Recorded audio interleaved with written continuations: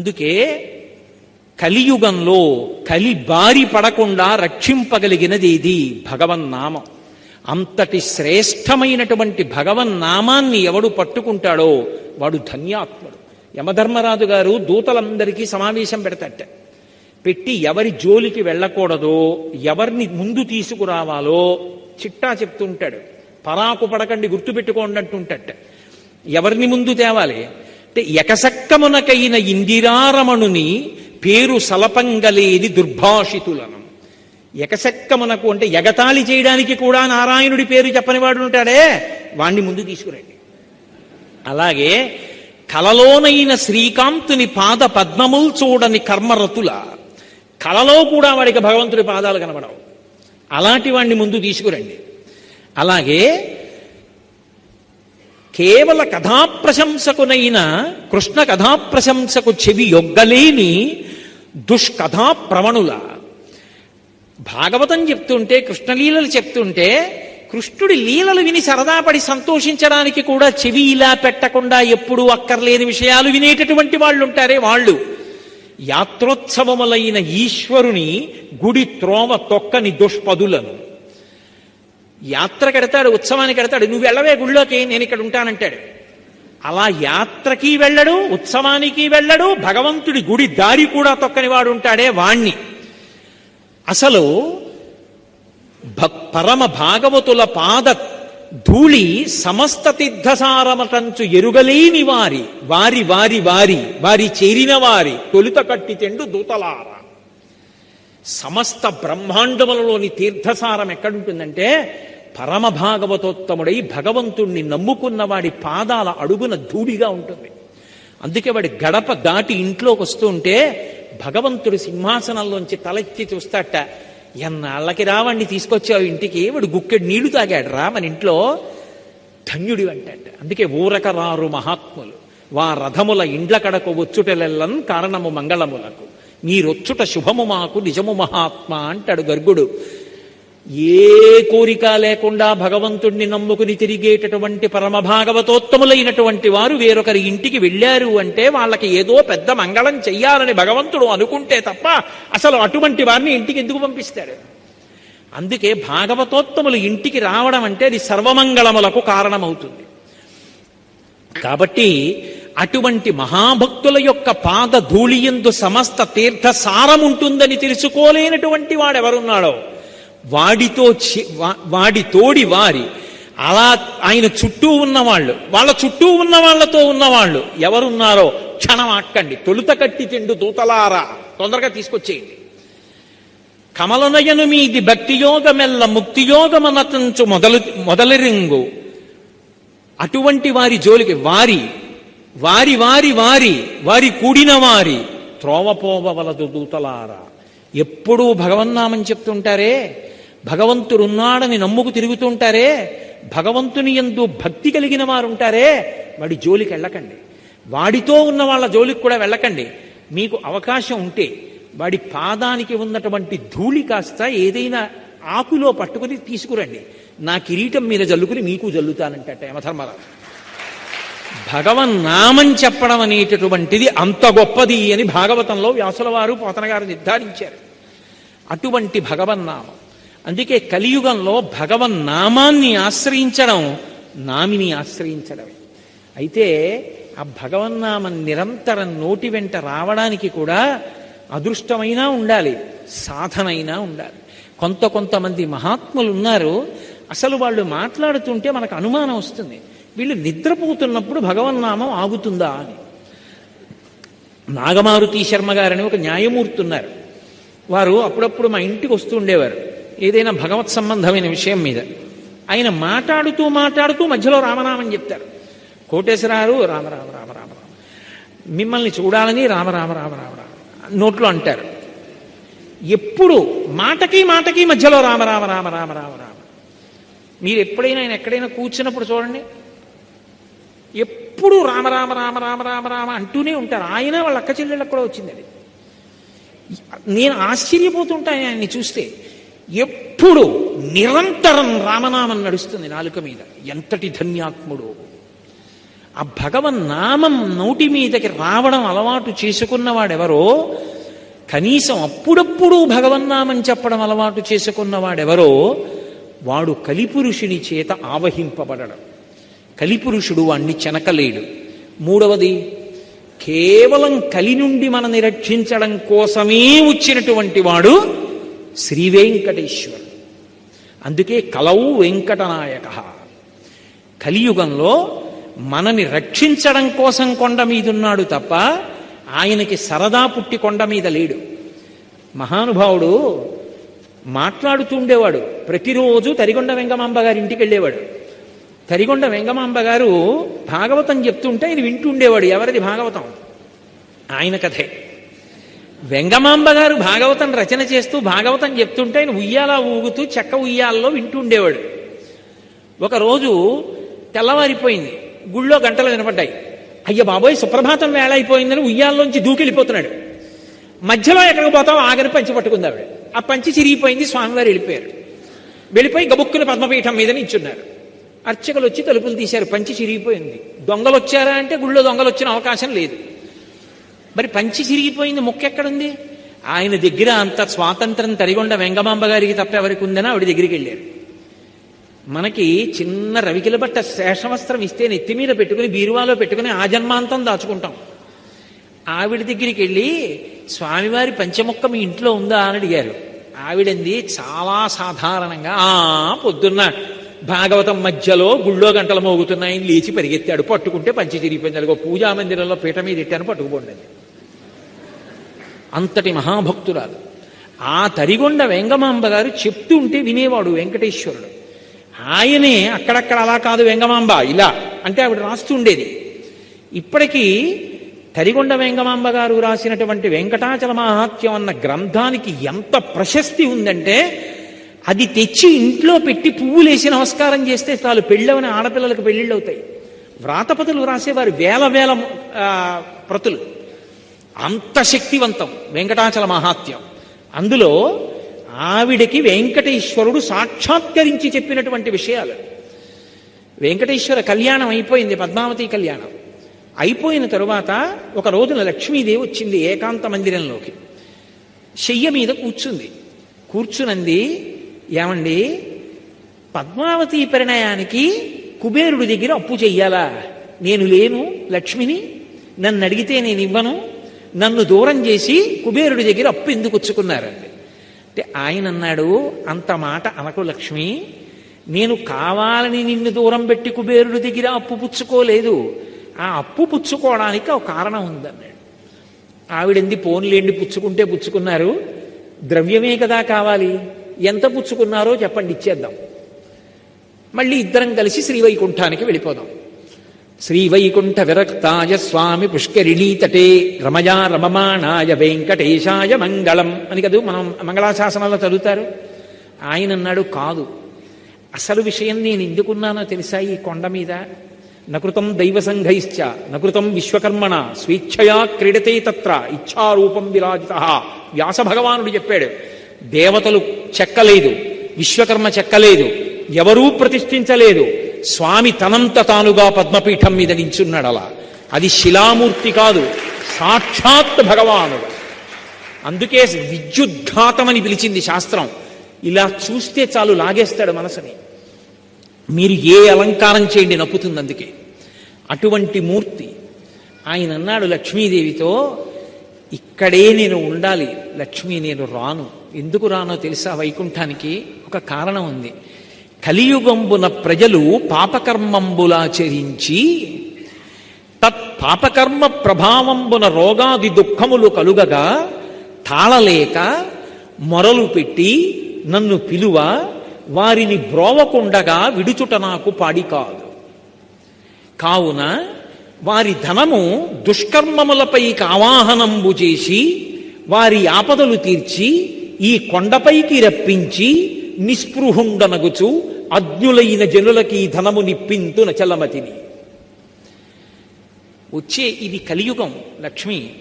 కలియుగంలో కలిపురుషుడి యొక్క ప్రభావం చేత విశేషమైనటువంటి పాపకర్మలు ఆచరిస్తారు.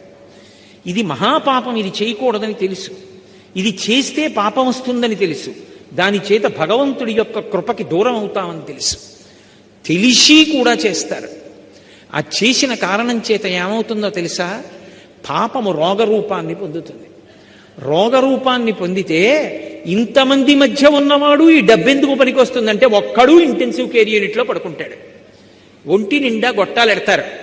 ఆ పడుకున్నప్పుడు నీ జ్ఞాపకానికి వస్తాను. ఆపద ముక్కులవాడ అనాథరక్షక గోవిందా గోవిందా అంటాడు. అప్పుడు అంటే ఆపద తీమని దాని అర్థం. అప్పుడు అంటాడు, నీకు హుండీలోకి తెచ్చి అది వేస్తాను ఇది వేస్తానంటాడు. నేను తప్ప ఎవడు రక్షిస్తాడు వాణ్ణి? ఒక పక్క కలిపురుషుడి ప్రభావం, చెయ్యొద్దు అని తెలిసినా పాపకర్మలు చేస్తాడు. అప్పుడు నేను కూడా రక్షించడానికి ఇక్కడ లేకపోతే ఎవరికి చెప్పుకుంటాడు? నేనేం చేస్తానో తెలుసా? వాడు పాపం చేసి సంపాదించిన ధనాన్ని వాడి యొక్క పాపానికి సమానంగా ముడుపు కట్టిస్తాను. కొండ మీదకి రప్పిస్తాను. వాడే పట్టుకొస్తాడు ఆ డబ్బు, హుండీలో వేస్తాడు. తత్పాపరూపమైనట్టి ధనము, ఆ పాపరూపమైన ధనం పట్ల నిస్పృహుండనగొచ్చు. నిజానికి నేను సంతోషించను లక్ష్మి. హుండీలో 3,70,00,000 వచ్చిందంటే మురిసిపోను. అయ్యో ఇంత రప్పించవలసి వచ్చిందంటే ఎన్ని పాపాలు చేస్తే వచ్చిందో అని బాధపడతాను. కాబట్టి నిస్పృహుండనగొచ్చు. నిస్పృహతో అజ్ఞజనులకు ఇప్పింతు నచలమతిని. నేనేమీ బాధపడకుండా అన్నవాడిని మాత్రం రక్షిస్తూ ఉంటాను లక్ష్మి. మనసు మార్చుకుంటాడేమోనని తలనీలాల రూపంలో పాపం పుచ్చుకుంటూ ఉంటాను. పుచ్చుకుని ఇప్పటికైనా మారి భక్తితో బతకరా అంటూ ఉంటాను. ఆ డబ్బు పేదవాళ్ళకి అన్నం తినడానికి రకరకాల కార్యక్రమాలకి పంపించేస్తూ ఉంటాను. కానీ లక్ష్మి, వడ్డీ కట్టాలి కదూ, నాకు జేబులో డబ్బులు ఉండాలి కదా. మరి కలియుగంలో ఎక్కడ డబ్బు పుచ్చుకుంటానో తెలుసా? నేను డబ్బు పుచ్చుకోవాలంటే ఒకడున్నాడు. వాడు పరమ ధర్మాత్ముడు, పరమభక్తి తత్పరుడు, నన్ను నమ్ముకుని ఉన్నవాడు. వాడు కోర్కెతో రాడు. తండ్రిని చూడకుండా ఉండలేక వచ్చినట్టు నన్ను చూడాలని వాడు వస్తాడు. నాతో వెంకటాచలంలో ఒకానొకప్పుడు ఒక వృద్ధ అర్చకుడు చెప్పాడు, ఒక్కొక్క రోజు వెంకటేశ్వర స్వామి వారి ముఖంలో గొప్ప సంతోషం కనపడుతుందండి మాకు. అలా కనపడింది అంటే మేము మరునాడు వస్తున్న వాళ్ళని చూస్తాం, ఎవరో ఒక పరమభక్తుడు వస్తాడు గుడికి అని చెప్పారు. అలాంటి వాడు ఒకడు వస్తాడు లక్ష్మి. వాడు హుండీలో డబ్బులు వేయడానికి ఇలా చేయి పెడతాడు. వాడేం పెద్ద పెద్ద కట్టలు వేయడు.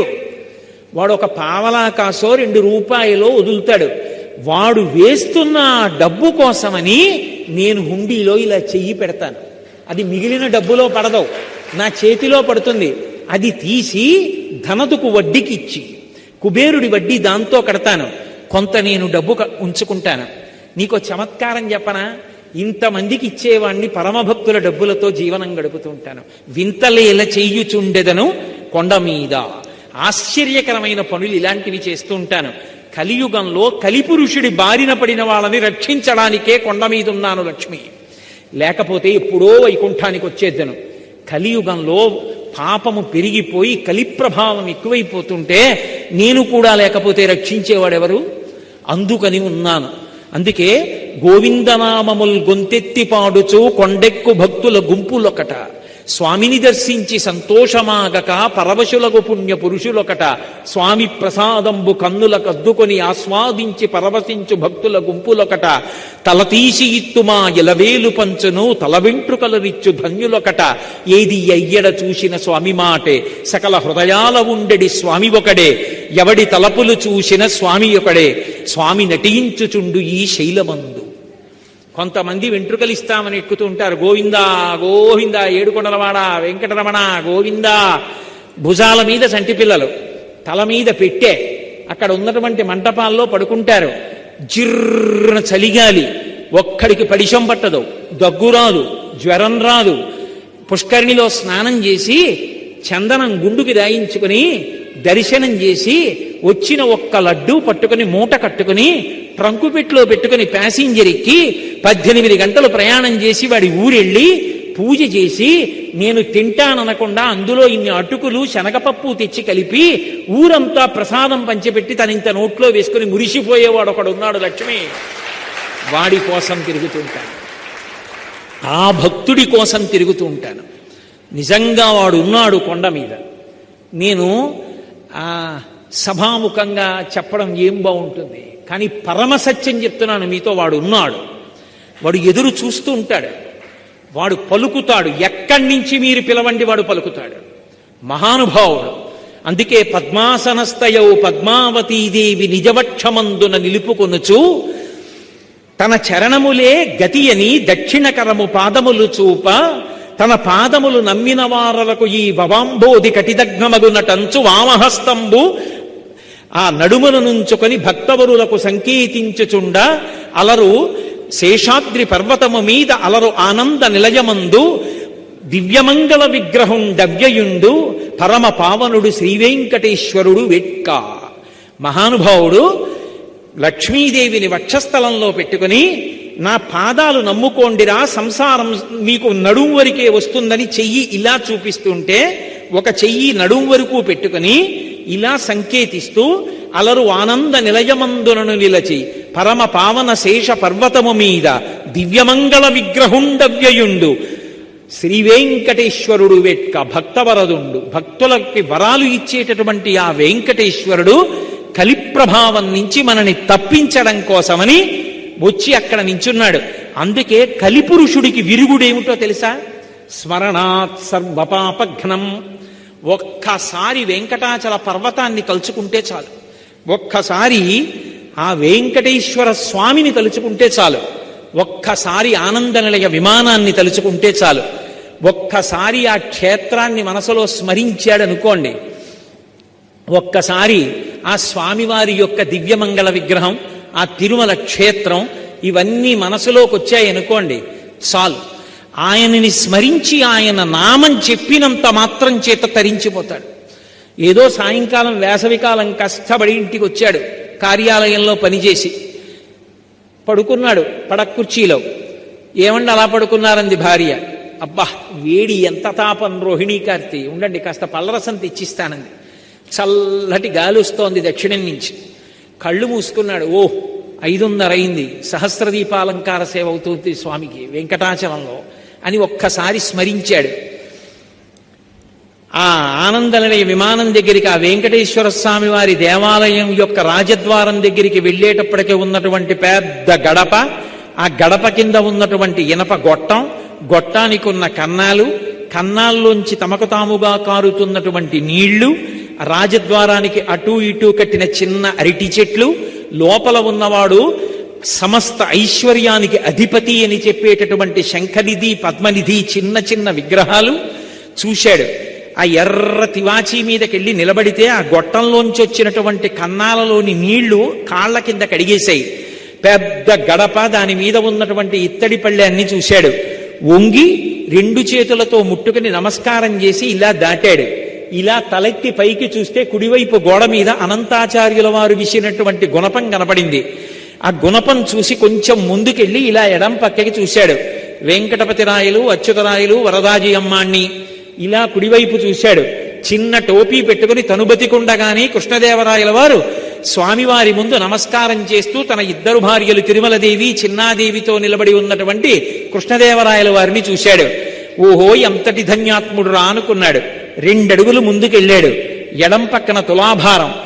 ఏ బిడ్డలు లేని తల్లికి బిడ్డలిచ్చాడో, ఏ ఒక్క బిడ్డ ఉన్న బిడ్డ కాపదొస్తే ఆపద మొక్కులవాడ అనాథరక్షక గోవిందా అంటే కాపాడాడో, ఏ తల్లిదండ్రులు అనారోగ్యంతో ప్రమాదంలో ఉంటే వాళ్ళని రక్షించాడో అక్కడికి తీసుకొచ్చి సమర్పిస్తున్నటువంటి ఆ తులాభారం, ఓ పక్కన పోస్తున్న పటికి బెల్లం, బెల్లపు దిమ్మలు, ఆ చిల్లర నాణేలతో ఉన్న బస్తాలు, ఇటు కూర్చున్నటువంటి భర్త, తల్లి, తండ్రి, బిడ్డడు, తులాభారం వంక చూసి ఇంకొక 2 అడుగులు ముందుకేసి ఇలా ఎడం పక్కకి చూస్తే రంగనాయకుల మంటపం, లోపల పెద్ద శేషవాహనం, అక్కడ చిన్న అరుగు, అందులో తెల్లటి బట్టలు కట్టుకుని మెళ్ళో ఐడెంటిటీ కార్డ్స్ వేసుకున్నటువంటి టీటీడీ అధికారులు, ఆ పక్కనే తిరుమలరాయ మంటపం, దాని మీద ఒక పెద్ద ఇత్తడి పళ్ళెం, దాని మీద నల్లటి అక్షరాలతోటి మాలిక్ కాఫూర్ దక్షిణ దేశం మీదకి దండయాత్రకు వచ్చినప్పుడు సమస్త దేవాలయాల్ని కొల్లగొడుతున్నప్పుడు శ్రీరంగనాయక స్వామి ఆలయానికి కూడా వెళ్ళి అక్కడ దోపిడీ జరుగుతున్న సమయంలో రంగనాథస్వామిని రక్షించడానికి ఈ ఉత్సవమూర్తుల్ని తీసుకొచ్చి ఈ మంటపంలో కొంతకాలం ఉంచిన కారణం చేత ఈ మంటపానికి రంగనాయకుల మంటపం అని పేరు వచ్చిందన్న బోర్డు అవన్నీ చదివి కుడి పక్కకి చూశాడు. స్వామికి ఊంజల్ సేవ జరిగేటటువంటి మంటపం, అనేకమైన అద్దాలు బిగింపబడి ఉంటుంది. దానికి మెట్లు, ఆ మెట్ల మీద కూర్చున్నటువంటి అధికారులు, వాళ్ళేదో ఆ తర్వాత జరగబోయేటటువంటి ఉత్సవం గురించి చేస్తున్నటువంటి చర్చ. ఈలోగా అక్కడ దాకా వెళ్లి చూశాడు. ఒక్క అడుగు ముందుకొచ్చి ఆ తిరుమలరాయి మంటపం, రంగనాయకుల మంటపం పక్క నుంచి నడుస్తూ దాని వెనక నుంచి అవతల వైపుకు వచ్చాడు. కళ్యాణ మంటపం, రెండు పక్కల గోడలకు పెట్టబడిన పెద్ద పెద్ద ఫ్యాన్లు, వేదిక, రెండు సింహాసనాలు. ఓ, ఇక్కడే మా స్వామి కళ్యాణం జరుగుతుంది. దాని వెనకాతల ఉన్నటువంటి పెద్ద పొడుగైన అరుగు, ఇక్కడే కళ్యాణం దంపతులతో వచ్చినటువంటి వాళ్ళు కొంతమంది కూర్చుంటూ ఉంటారు. ఇవ్వవలసినటువంటి వస్త్రాలు ప్రసాదాలు తెచ్చి ఇక్కడే పెడతారు అని ఓసారి ఆ మంటపం వంక చూసి నమస్కరించి మళ్ళీ కుడి పక్కకి తిరిగాడు. ఎర్రటి పెద్ద గ్యాస్ గొట్టం ఒకటి ఎడం పక్కన వెళ్ళిపోతోంది. గోడ, దానికి యువతల వైపు ఇత్తడి కచ్చడం, పెద్ద తడిక లాంటిది. చిన్నపిల్లలు తెలియక దాని బుడిపిల్లు ఇలా గిరగిరగిరగిర తిప్పుతున్నారు. ఆ గోడకి ఉన్న రాళ్ల మధ్యలో ఉన్నటువంటి ఎడుల్లో కొంతమంది అమాయకంగా వాళ్ళ కార్యాలయాలు, వాళ్ళ వ్యాపార సంస్థల విజిటింగ్ కార్డ్స్ దోపుతున్నారు. కొంతమంది కాశీతాళ్లు దోపుతున్నారు, కొంతమంది నాణేలు నొక్కుతున్నారు. అవి దాటుతూ కుడి కాలుకి ఈ చట్రం తగులుతుందో, ఎడంకాలుకి గ్యాస్ గొట్టం తగులుతుందో అని ఒబ్బిడిగా జాగ్రత్తగా నడుస్తూ అలా వెళ్ళాడు. కుడి పక్కకి తిరిగేటప్పటికి బ్రహ్మాండమైన ధ్వజస్తంభం. ఓసారి పివిఆర్కే ప్రసాద్ గారి జ్ఞాపకానికి వచ్చారు. దానికి కట్టినటువంటి దర్భలు, ఆ దర్భలతో ఉన్నటువంటి ఆ ధ్వజస్తంభాన్ని దాటి ఒక్కసారి ఆ బలిహరణ మంటపం చూసి అక్కడ నమస్కారం పెట్టి ఎడం పక్కకి తిరిగి మెట్టు దాటి పెద్ద గడప దాటాడు. గోడ పక్కన ఎడం వైపు చిన్న కిటికీలా ఉండి అందులో ఈ మధ్యనే బయటపడినటువంటి విగ్రహాలు గాజు పీటికలో పెట్టబడి ఉన్నాయి. దాటి కొంచెం ముందుకెళ్ళాడు. దేవాలయానికి విమానానికి మధ్యలో చిన్న ఖాళీ.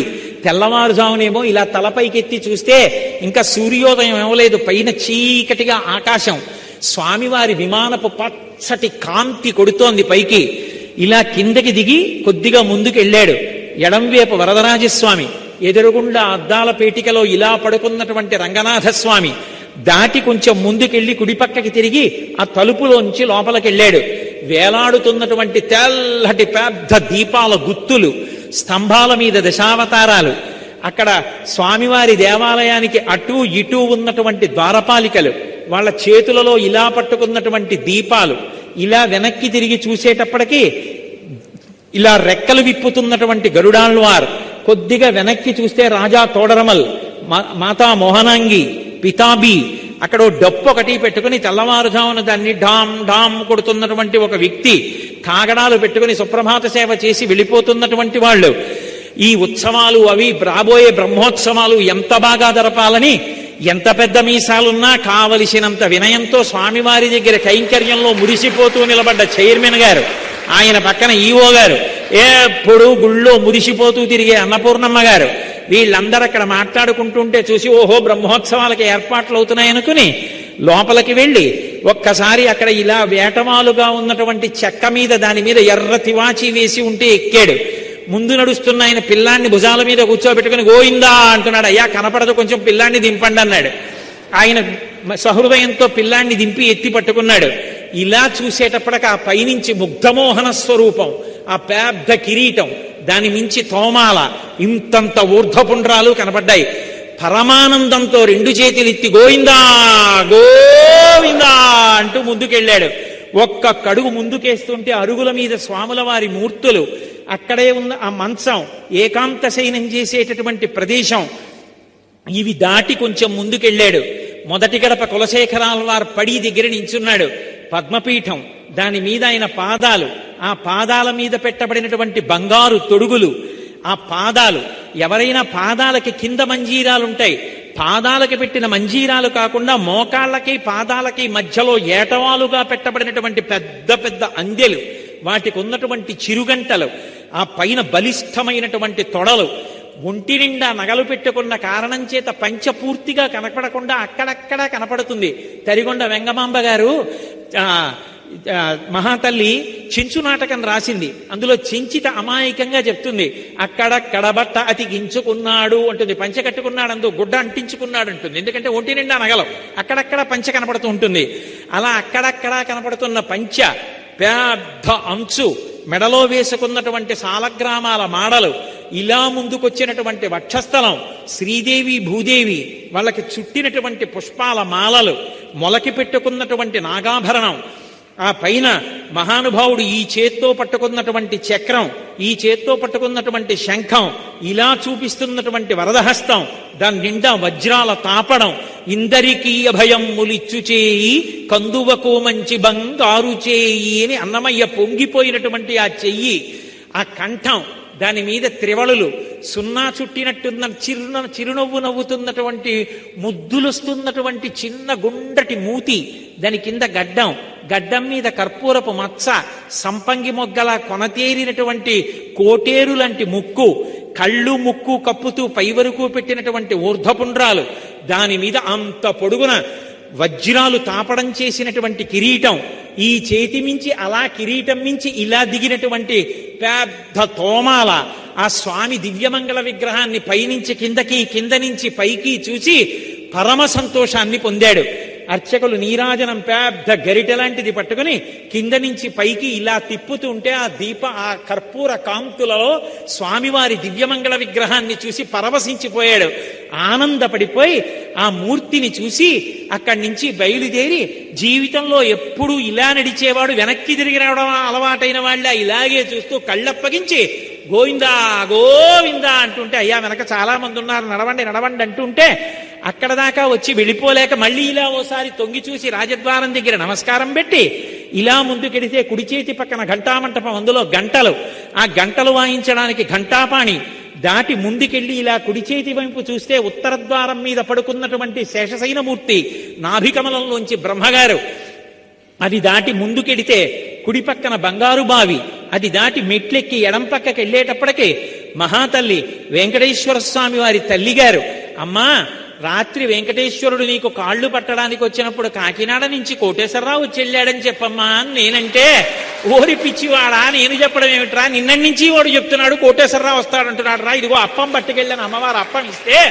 అప్పం పట్టుకుని ఇలా వచ్చి అరుగుమించి నడిచి వెనక్కి వెడుతుంటే బొమ్మలకు దసరాకి పెట్టినట్టుగా బోలెడన్ని వరస, అందులో ఇలా నోటికి చెయ్యడ్డు పెట్టుకున్న ఆజ్ఞాపాలక హనుమ, సుగ్రీవుడు పెద్ద గరిటె లాంటి దాంతో తీర్థం చేతి నిండా పోస్తే కింద పడకుండా ఉత్తరీయం పెట్టుకుని 3 మాటలు పుచ్చుకుని నా తల పట్టేసేంత పెద్ద పాదుకలు వైష్ణవ అర్చక స్వాములు తల మీద పెడితే, అమ్మయ్య స్వామి పాదాల కిందున్నాను నాకు బెంగలేదని ఆయన పాదుకల కింద తలపెట్టి మురిసిపోయి కొంచెం ముందుకెళ్లి మెట్లు దిగి వెనక్కొచ్చి బావి దగ్గర నుంచి చూస్తే సింహం మీద కాలేసి కూర్చున్నవాడిలా ఆ మహానుభావుడు విమానంలో వెంకటేశ్వర దర్శనం చేసి కొంచెం ముందుకొచ్చి ఆ అరుగు మీద చూసి ఇక్కడే వస్త్రాలంకార సేవ చేసుకునే అదృష్టం పొందిన వాళ్ళకి పట్టుబట్టలు ఇస్తారని అక్కడి నుంచి కొంచెం ముందుకెళ్ళి మళ్ళీ కుడి పక్కకి తిరిగితే ఆ విమానం కనపడుతుంటే ఎడం పక్క అరుగు మీద గాజు అద్దాల వెనక తెల్లటి బట్టలు కట్టుకుని నోట్ల కట్టలు బంగారం వెండి లెక్క పెడుతుంటే నోరు తెరిచి ఒకసారి అలా చూసి ఏమి ఐశ్వర్యవంతుడవయ్యా మహానుభావ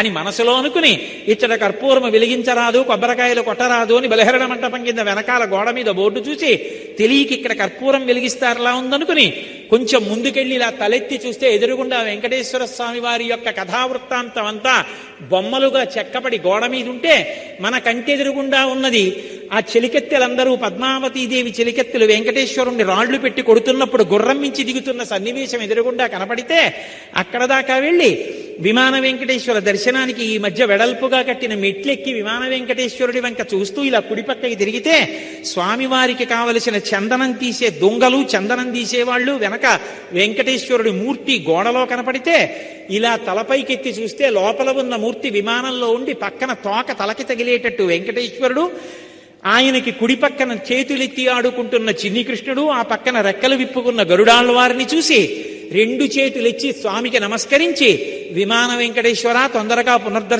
పునర్దర్శనాన్ని ఇప్పించమని కొంచెం దాటి ముందుకెడితే ఎవరో గుర్తుపట్టి ఒక్కసారి ఇలా రెండని లోపలికి తీసుకెళ్లి స్వామివారు కట్టి విప్పిన పట్టుబట్ట నెత్తి మీద పెడితే, అబ్బా అమ్మ విప్పినటువంటి చీరలతో కుట్టినటువంటి బొంత మీద పడుకున్నంత సంతోషంగా ఉందని మురిసిపోయి స్వామివారికి ఒళ్ళు తుడిచిన ప్లోత వస్త్రం ఇలా కళ్ళజోడు తీయండని ముఖం మీద పెడితే ఆ కర్పూర కాంతులకి ముఖమంతా ఒక చిన్న తిమ్మిరిక్కినంత సంతోషం కలిగితే ఏకాంత శయనంలో నైవేద్యం పెట్టిన జీడిపప్పు చేతిలో పెడితే భార్యకిచ్చి భద్రంగా పట్టుకో కొంగులోమనని అక్కడ స్వామివారు రాత్రి పడుకున్నటువంటి చిన్న మంచం, దానికి ఉన్నటువంటి కోళ్ళు, కోళ్ల మీద గుండ్రటి కొక్కేలు, దానికి ఉన్న నవారు చూసి అక్షతలు తల మీద వేసి తీర్థం ఇస్తే తీర్థం ముచ్చుకొని, నన్ను అనుగ్రహించావయ్యా తండ్రి అని ఆ మెట్లు దిగి కొంచెం ముందుకొచ్చి అన్నమయ్య భాండాగారం వంక చూసి మెట్లెక్కి ఎడం పక్కకి తిరిగితే భగవద్ రామానుజులు ద్వాదశోద్ధపుండ్రములు పెట్టుకుని కూర్చునుంటే, విశిష్టాద్వైత మత ప్రవర్తకాచార్యులు, పరమభక్తి తత్పరుడు, భక్తి మార్గాన్ని చెప్పిన వారిని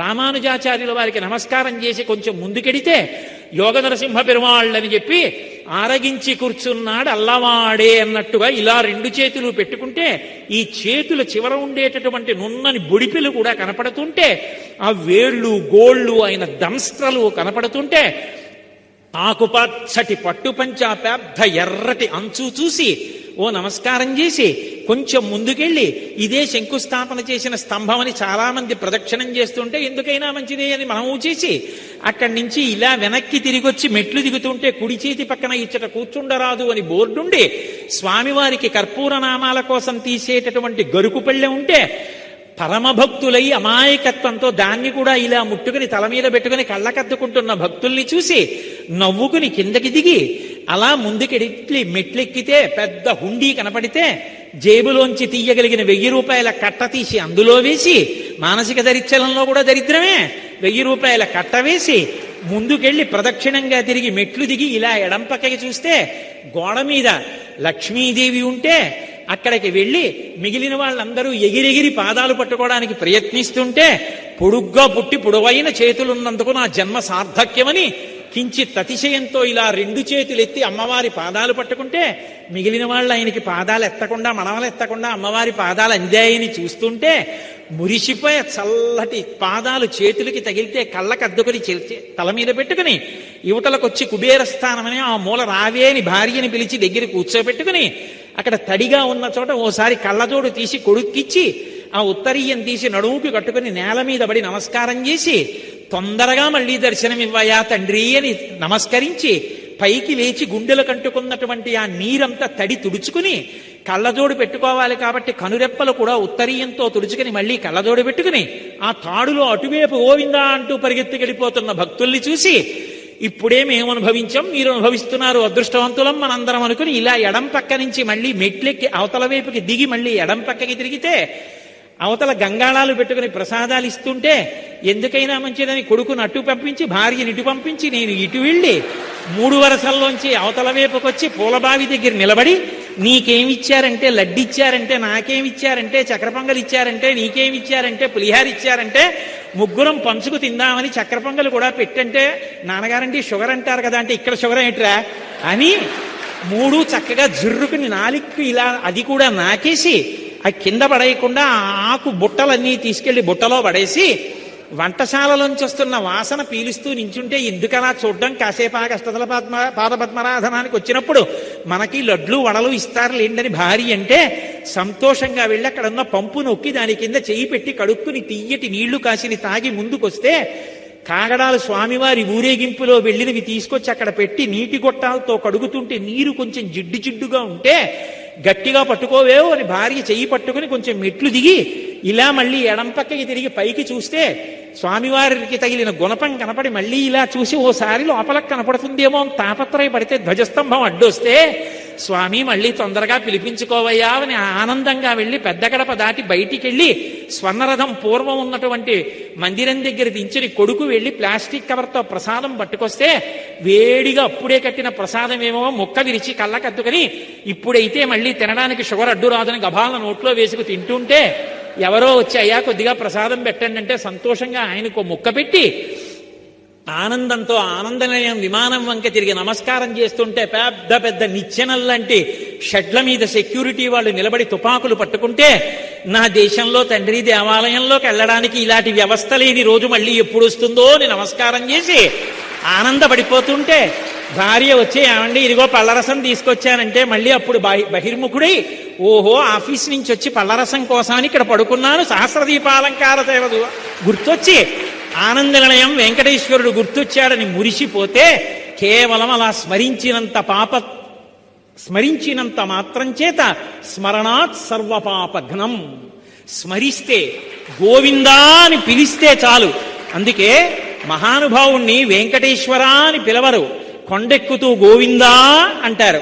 ఎందుకని? అంత పెద్ద వాన పడిపోతే ఆ రోజున ఇంద్రుడి వల్ల నీవు ఈ ఉరుములు ఈ మెరుపులు ఈ యశనుల ఘోషములను ఈ జలధారల్ నీయానము నిరుంగము కుయాళింపగదయ్య గుణరత్న నిధి అని గోపాల బాలురు గోపకాంతలు అడిగితే వాళ్ళని రక్షించడానికి బాలుండాడుచునాతపత్రమని సంభావించి పూగుత్తి కింగేలం దల్చిన లీలలేనగవుతో కృష్ణుండు తానం మహాశైలం మున్వలకేల దల్చి విపుల ఛత్రముగా పట్టే తద్భీలభృత్యుడు దుశ్శిలాచకిత గోపీ గోపంక్తికిన్ వాళ్ళని రక్షించడానికి ఆ గోవర్ధన పర్వతాన్ని పైకెత్తి ఇలా కుడి చేతి వేలు మీద పట్టుకుని హరిదొద్దండముగామ గుబ్బ శిఖరం బాలంబె ముక్తావళుల్ వరగంజారెడు తోజబంధువులు గోపాలంగనా పాంగహాసరుతుల్ రత్న జయంబుగాగా అచల ఛత్రంబు శోభిల్య తద్గిరిభిద్దుర్మద భంజియై జలధిరక్లిన్న ప్రజారంజియై. ఆయన చెయ్యే ఆ గొడుక్కి కర్ర, ఆ పైనుంచి పడుతున్నటువంటి వాన ముత్యాల జాలు, గోపకాంతల కళ్ళల్లోంచి వస్తున్నటువంటి కాంతి ఎలా ఉందంటే అదంతా ఉద్దీపింపచేస్తోంది. చూపుల చేత 7 రాత్రులు 7 పగళ్ళు పోషించాడు. లోపలికొస్తే పిల్లాడు కొండలేస్తే ఎక్కడ చచ్చిపోతామో అని నమ్మకుండా బయట నించున్న వాళ్ళని బతిమాలుకున్నాడు. ఆ రోజున బాలుండీతడు కొండదొడ్డది మహాభారంబు సైరింపగాదాలండోజని దీని కింద నిలువంచింతింపగా బోలదు ఈ శైలంబో నిధి జంతు సంయుత ధరా చక్రంబు పైపడ్డ నాకేలల్లాడదు బధులార నిలుడీ క్రిందన్ ప్రమోదంబునన్. నన్ను నమ్మండి, ఈ కొండ పడదు, రెండని బతిమాలి పిలిచి రక్షించాడు. అలా రక్షించాడు కాబట్టి గోవిందా అన్న నామాన్ని పొందాడు. గోవిందా గోవిందా ఎక్కడ చూసినా గోవిందా.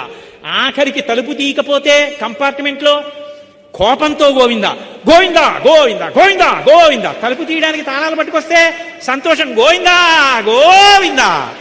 తలుపు తీస్తే గోవిందా గోవిందా గోవిందా గోవిందా పరుగులు.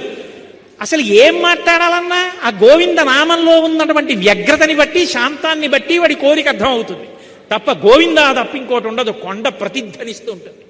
అలా ఆ గోవిందనామాన్ని సంపాదించుకున్నటువంటి ఆ 7 కొండల వెంకటేశ్వరుడు కలియుగంలో కలిపురుషుడి నుంచి మన్ని రక్షించడానికి వచ్చి ఆ పర్వతం మీద నిలబడి ఉన్నాడు. అటువంటి మహానుభావుడి నామం చెప్పిన, ఆ గోవిందనామం పలికిన, మానసికంగా దర్శించిన, ఒక్కసారి స్మరించిన సమస్త పాపములు పోతాయి. వజ్రకవచం కట్టుకున్నట్టే. ఇక కలిపురుషుడు దగ్గరికి లాలేడు. మిమ్మల్ని అందరినీ ₹1 ఖర్చు పెట్టవలసిన అవసరం లేకుండా చెన్నై నుంచి వెంకటాచలం తీసుకొచ్చారు. కాబట్టి ఇవాల్టి రోజున అందున స్థిరవారం, ఈ ప్రాంతంలో వెంకటేశ్వరుడి పట్ల ఉత్సవాలు జరిగేటటువంటి పవిత్ర కాలం, కలియుగంలో కలిపురుషుణ్ణి రక్షించడానికి వచ్చి కూర్చున్నటువంటి వెంకటేశ్వరుడి యొక్క నామ స్మరణతో ఇవాల్టి ఉపన్యాసాన్ని పూర్తి చేస్తున్నాను. మీరు నాకు ఏదీ ఇవ్వక్కర్లేదు. నేను పరమ సంతోషం పొందాలంటే ఒక్క 3 మార్లు నా స్వామి విని మురిసిపోయేటట్టుగా అందరం గోవిందనామని చెప్తాం. నేనంటాను, మీరు అనండి. ఏమీ చేత కాని నేనే మైకులో ఇంత అరుస్తున్నాను, ఇంత ప్రాజ్ఞులు మీరెందుకు అనలేరు? గట్టిగా అనండి, గోవిందా గోవిందా గోవిందా. మంగళాశాసనపరైః మదాచార్య పురోగమైః సర్వైశ్చ పూర్వైరాచార్యైః సత్కృతాయాస్తు మంగళం. మంగళం కోసలేంద్రాయ మహనీయ గుణాత్మనే చక్రవర్తి తనూజాయ సర్వభౌమాయ మంగళం.